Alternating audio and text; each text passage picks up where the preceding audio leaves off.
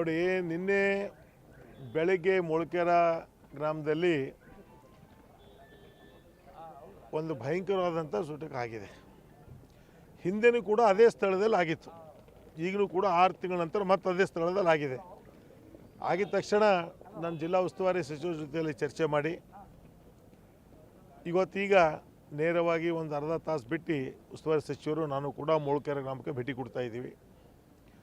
ನಾನು ಸಚಿವರಿಗೆ ನಿನ್ನೆ ಹೇಳಿದೆ, ಅಲ್ಲಿರ್ತಕ್ಕಂಥ ಎಲ್ಲ ಬಡವರು ಇದ್ದಾರೆ, ಆ ಬಡವರಿಗೆ ಇವತ್ತೇನು ಹಾಸ್ಪಿಟಲ್ ಫೆಸಿಲಿಟೀಸ್ ಏನು ಖರ್ಚು ವೆಚ್ಚ ಆಗ್ತಾಯಿದೆ ಅದು ಸರ್ಕಾರದಿಂದೇ ತಾವು ಮಾಡಿಸ್ಬೇಕು ಅಂತ ನಾನು ಮಾನ್ಯ ಉಸ್ತುವಾರಿ ಸಚಿವರು ರಿಕ್ವೆಸ್ಟ್ ಮಾಡಿದ್ದೀನಿ.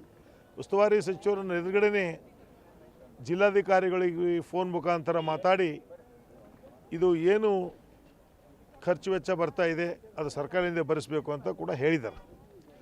ಇವತ್ತು ನಾನು ಉಸ್ತುವಾರಿ ಸಚಿವರಿಗೆ ಹೇಳಿದ್ದೀನಿ, ಇದು ಪದೇ ಪದೇ ಯಾಕೆ ಆಗ್ತಾಯಿದೆ, ಈ ಘಟನೆ ಬಗ್ಗೆ ವಿಸ್ತಾರವಾದಂಥ ಮಾಹಿತಿ ಸಂಗ್ರಹ ಆಗಬೇಕು. ನಿನ್ನೆ ಕೂಡ ನಾನು ಬೀದರ್ ಜಿಲ್ಲಾಧಿಕಾರಿಗಳ ಜೊತೆಲಿ ಕೂಡ ಮಾತಾಡಿದ್ದೀನಿ, ಸೂಪ್ರಿಂಟೆಂಡೆಂಟ್ ಆಫ್ ಪೊಲೀಸ್ ವರಿಷ್ಠಾಧಿಕಾರಿಗಳ ಜೊತೆಲಿ ಕೂಡ ನಾನು ಮಾತಾಡಿದ್ದೀನಿ. ಅವರು ಕೂಡ ಅಲ್ಲೇ ಸ್ಪಾಟ್ ಮ್ಯಾಗಿದ್ದರು.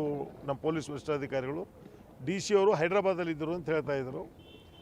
ಇವತ್ತು ನಾವು ಹೋಗಿದ ತಕ್ಷಣ ಎಲ್ಲ ಗುರ್ತಾಗುತ್ತೆ. ನಿನ್ನೆ ಡಾಗ್ ಸ್ಕ್ವಾಡು ಕೂಡ ಎಲ್ಲ ಹೋಗಿದೆ.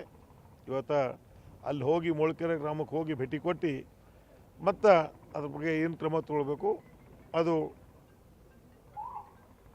ಮಾನ್ಯ ಜಿಲ್ಲಾ ಉಸ್ತುವಾರಿ ಸಚಿವರಿದ್ದಾರೆ, ಮುಖ್ಯಮಂತ್ರಿಗಳಿದ್ದಾರೆ, ಅವ್ರ ಜೊತೆ ಚರ್ಚೆ ಮಾಡಿ ಮಾಡ್ತಕ್ಕಂಥ ಕೆಲಸ ಇಲ್ಲ. ಅದೇ ರಿಪೀಟೆಡ್ ಆಗ್ತಾ ಇದೆ. ಜನರಿಗೆ ಆತಂಕ ಪಡತಕ್ಕಂಥದ್ದು ಏನಿಲ್ಲ.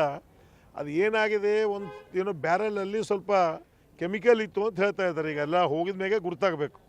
ಲಾಸ್ಟ್ ಟೈಮು ಆಗಿದಾಗ ಅಷ್ಟು ದೊಡ್ಡ ಪ್ರಮಾಣದಾಗ ಆಗಲಿಲ್ಲ, ಬರೀ ಸೌಂಡ್ ಆಗಿತ್ತು, ಅಲ್ಲಿ ಯಾರಿಗೂ ಕೂಡ ಏನೂ ಆಗಲಿಲ್ಲ. ಬಟ್ ಈ ಸಲ ಸುಮಾರು 6 ಜನರಿಗೆ ಭಾಳ ತೊಂದರೆ ಆಗಿದೆ. ಇವತ್ತು ಅದರಲ್ಲಿ ಒಬ್ರಿಗೇನು ಶೋಲಾಪುರಕ್ಕೆ ಒಯ್ದಿದ್ದಾರೆ, ಒಬ್ರಿಗೆ ಹೈದ್ರಾಬಾದ್ಗೆ ಒಯ್ದಿದ್ದಾರೆ ಅಂತ ಮಾಹಿತಿ ಇದೆ. ಈಗೆಲ್ಲನೂ ಕೂಡ ಮಾಹಿತಿ ಬರುತ್ತೆ. ಮುಂದೆ ಇಂಥದ್ದು ಯಾವುದು ಕೂಡ ಅವುಗಳು ಆಗ್ತಕ್ಕಂಥ ಕೆಲಸ ಆ ಮೊಳಕೆರೆ ಗ್ರಾಮ ಇರ್ಬೋದು ಅಥವಾ ಅಲ್ಲಿ ಹುಮ್ನಾಬಾದ್ ಕ್ಷೇತ್ರ ಬೀದರ್ ಜಿಲ್ಲೆಯಲ್ಲಿ ಯಾವುದು ಕೂಡ ಆಗಬಾರ್ದು ಅಂತ ನಮ್ಮದಿದೆ.